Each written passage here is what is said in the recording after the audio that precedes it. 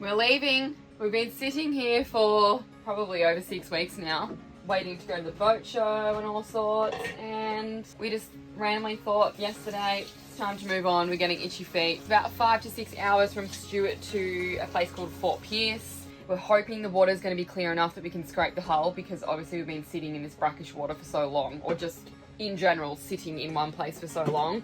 So yeah, we're probably going to be going quite slow until we scrape the bottom. The plan is to at least head up to St. Augustine, because we want to see that before we kind of get going south. So we might head up that way, and then if we feel like going further north we will, otherwise we'll come back south. So our water filter was a little bit full of seagrass and stuff like that. And now we're low on oil because we had to motor the whole way from Bahamas to here. Not low on oil, but we just need a bit of a top up.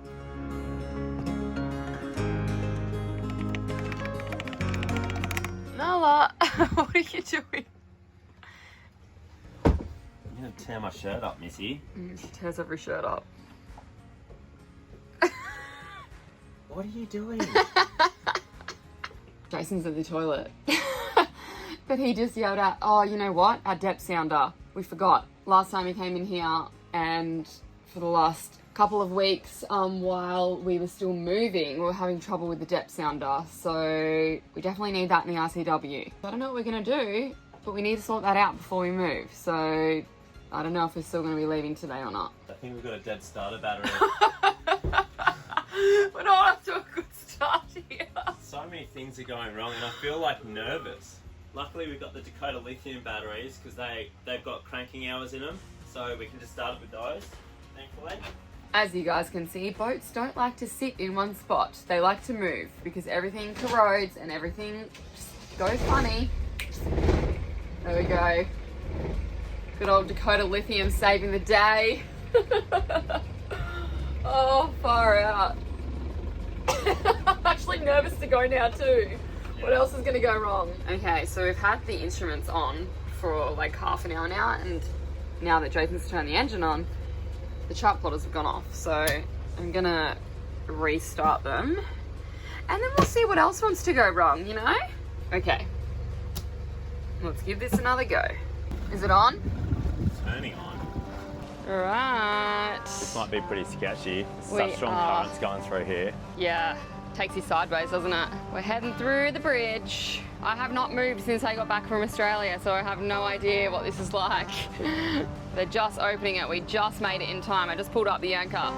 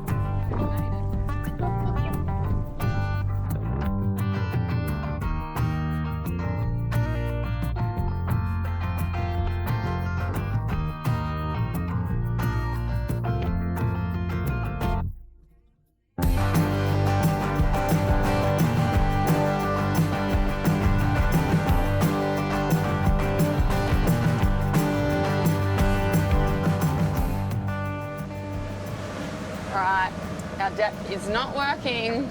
So this is exactly where we need our depth sounder to work. This is one of the more shallow patches. We had 0.3 under the keel last time we were going through here. I've got a line I can follow, but the tide's completely different. The tide's going out. Yeah, it's very sketchy. We really need our depth right now. So we've been trying to research about it, and it could be various things, but we may have scratched the ceramic face of it underwater trying to clean the hull. So even if there's like really light scratches, it can trap. Oh, it's working. Yeah, for now. It can trap little air bubbles, which can just kind of play around with it. So yeah, I guess we'll get under there and have a look when we finally get in some clear water. For now, there's not really a whole lot we can do. We've tried wriggling the wires to see if it was a connection issue, but it's still stuffing up. And we've already ruled out a few causes because it's not like we just installed it or we've changed any wiring or anything near it. So fingers crossed we can fix it by just giving it a little wipe or a polish underwater, and if not, yeah, it may look like we need a new depth sounder. Jason was saying you can get like a depth sounder and a speed transducer in one. So it might be worth us doing that because we keep having trouble with our speed transducer as well, and it's actually broken. We fixed it a long time ago, so... We fixed it with super glue and bicarb soda? Something like that, yeah. Works.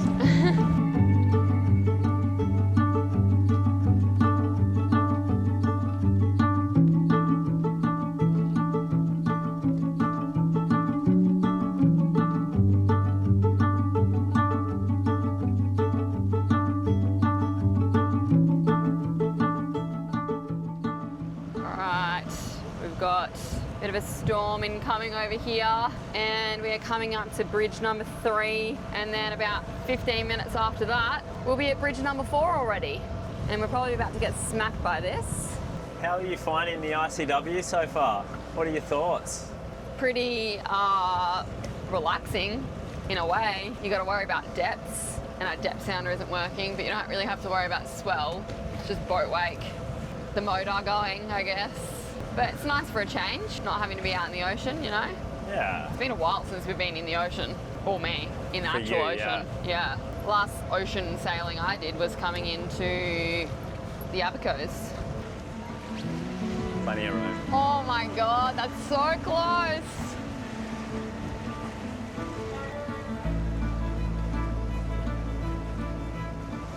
Last bridge. Lots of people fishing. Current pushing us through. We've lost like half an hour. You see the big birdies? Big pelicans.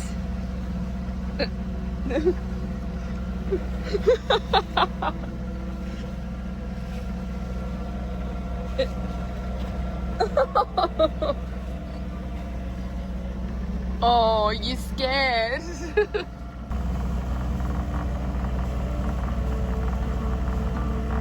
Scared of them.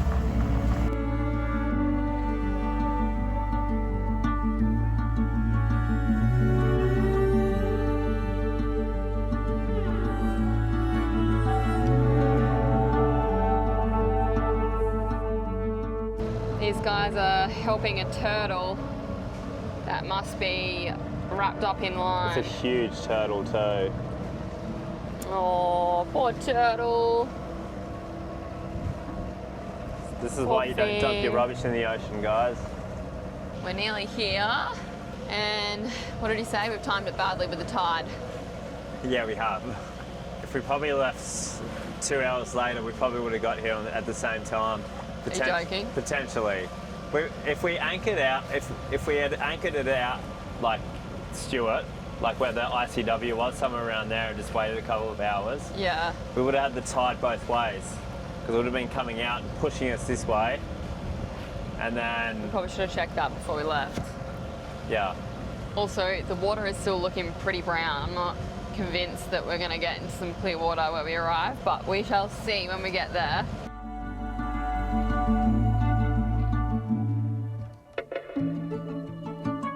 Hey!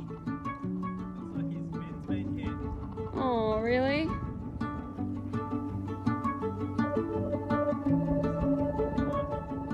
Our depth transducers just completely stopped working. A boat kind of went past us, and then it's just like, nah, I don't feel like working anymore. So we need to figure out the problem. But I think it's to do with underneath. It's either something I did last time I cleaned the boat, or there's a bit of growth on it. I don't know. We're told that the water can be clear here, and it's definitely not. It's still disgusting, so I really don't think Jason's going to be able to see anything. So we had a few people asking a couple of episodes ago about our table leg, And then obviously you guys probably saw that I got back to the boat and it was broken already. So we ended up having to send that one back to Amazon. For us, it wasn't very easy to find something that suited because we needed table legs that went low enough for this lounge area to actually create the bed, and a lot of them didn't go low enough. So with the one that we've now found, it actually goes low enough, but you can also set it to different heights. So instead of having to guess where it needs to go down to, we've got different settings for putting it flush down into the bed and then having like 2 different kind of table heights. So one where our table kind of used to sit and one a little bit higher, which is quite nice now because we used to find like when we'd be editing and stuff on this table that we'd be hunching because it was a little bit low. So we actually use it higher now. So we ended up finding 2 table legs that are actually electric, which is really, really cool. And this cost us less than the original leg, and we've actually got 2, which means it's much more steady as well. Instead of it just being in the middle, it's a lot more sturdy. And this is also dual voltage. The other cool thing that this has is you've got a little remote here. Basically on this is just quite basic. You can go up and down and stop. The only thing is you just have to be careful of this, so we keep this out of the way, because if you accidentally touch down and you're sitting at the table, which we did when we first got it, it could be a little bit dangerous. So just keep that in mind. But we also got a really cool control panel that came with it that you can actually install somewhere. So it's locked, which is great because then you can't accidentally touch this. Hold this to unlock it, and then you've got your different settings, which we have set for the different table heights. And then you can just go up and down as well. So we mostly use this, which is great. Another thing I forgot to mention was we did actually install these as well. So we've got 4 of them. To be honest, I don't think we really need these, but after having the last table leg, we wanted to just have something that reinforces a little bit. So when we have the table down to bed height, we can put all of these up, and it's just a little bit of extra strength just to make sure. We'll leave a link in the description for you guys from where we bought it on Amazon. But yeah, we just think this is kind of life-changing, to be honest. We've been wanting to do this for so long, and yeah, that's just the fun part about being in the US right now. We can actually finally put all of these little ideas into place that we've been wanting to do for so long. We've also done a little bit of revamping on our ceiling. All our ceiling was sagging, like the whole thing was just sagging and looked disgusting. You know how it happens with like your car roof after a certain amount of time? That's what it looked like in here. Yeah, yeah, it was terrible. We tried stapling it first, put like staples through here. Yeah, we bought a staple gun, but then the staples are too... But coming like too piercing long through. Yeah. So then we were back to the drawing board and we used a bit of contact cement just on this side through the little edges here on pretty much every panel. We took every panel down and did it, but our ceilings look brand new. The other thing was we bought heavy duty Velcro. Because we also had like where you can kind of still see a little bit here. It still doesn't really want to stay up super well here. It's just obviously quite a heavy piece of wood where it actually sticks back to the ceiling. Tried the heavy duty Velcro first, didn't really work. And then Jason just found these. Randomly found these. These are called dual locks. They snap into place and they are so grippy, your ceiling's not going to go anywhere. So the only thing is, obviously, you really want good quality one. Like these are 3M, so then the stickiness on the other side has to be good as well. These weren't cheap. These were pretty expensive. So that's one side of them there, and then obviously the other side of them then. Even though it looks like Velcro, it's actually like little plastic teeth on there. So they just literally snap into place. Yeah, and you hear them click. They're different. But yeah, they work so much better, and now we're like, oh, we could use them for like various different things and they'd come in really handy. Yeah. Instead of Velcro. Yeah, no, it's a nice, I don't know, I feel like Escapade's coming along inside now. Yeah, still got lots of work to do. We've still got our floors to do. We've got this area to redo because the wood is a bit stuffed. Still got plenty of things to do. We really need to like silicone all on our bench top and our sinks and everything just to freshen it up. We need to varnish some trim here. We got lots to do to make her pretty, but we're getting there. We are.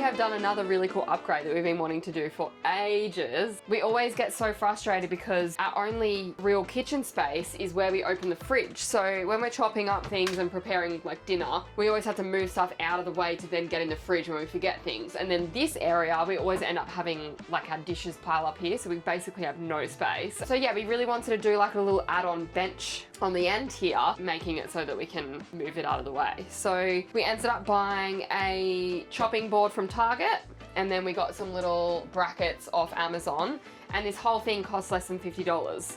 And so just undo it like that, sits nice and flush against the cupboard there. We actually put a magnet under here just to hold it. So basically when we're sailing and we're heeling over, that should hold it from flying outwards. And then yeah, you just pick it up. Perfect. And I can still get past it. Jason can still get past it. If we're desperate, we can we could do this. We've got a limbo thing now, you know. But yeah, it's been amazing. We actually went in looking for a different, like a butcher block, and then it went to about here, which would have been a lot easier to get past, but it didn't have these little grooves in it. And so we thought this has more space, which we kind of liked the idea of, and it has the grooves. So even though we don't use it as a chopping board, we still put a chopping board on top. We just wanted to make sure that like stuff wasn't going to spill off it.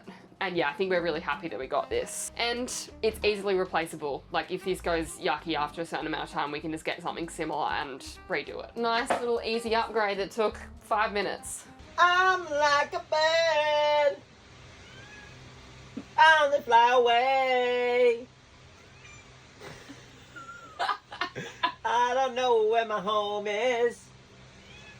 I don't know where my soul is.